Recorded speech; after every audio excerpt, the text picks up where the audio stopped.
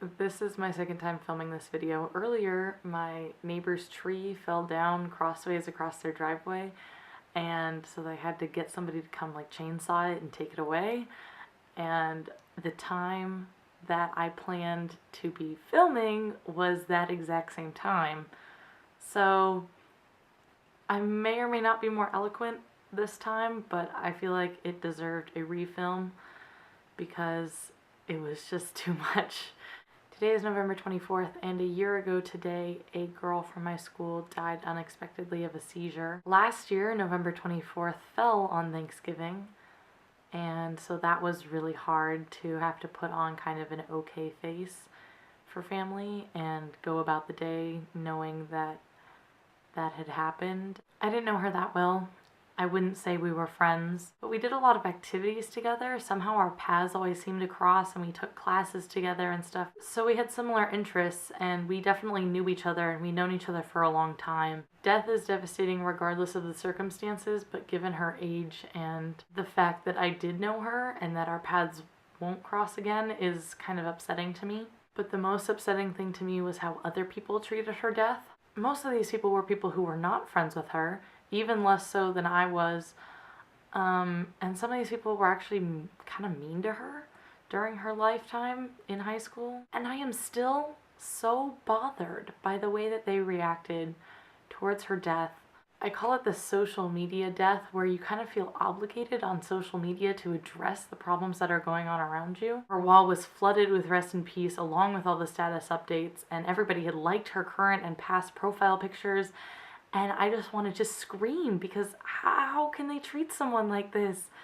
Like, it's not pity, but it's not quite empathy. And I guess it's sympathy, but I don't have words for it. It's just such a horrible feeling. You know, on the anniversary of someone's death, people like to remember that person, and that's totally fine. But I had to deal again today with the statuses saying stuff like rest in peace and make someone smile today and wear pink for her, because those are kind of the taglines of her death, if you will. It's really hard for me to talk about this, so I'm so sorry. It's just so disingenuous to me, the way that people react on the internet to a lot of things, but especially to death. And it's not really fair, I think, that it has to be like that. She died pretty early in the morning on November 24th, and by the time I got up and looked at my Facebook, all of the posts were rest in peace, Allison, and my love goes out to their family, and all that sort of stuff.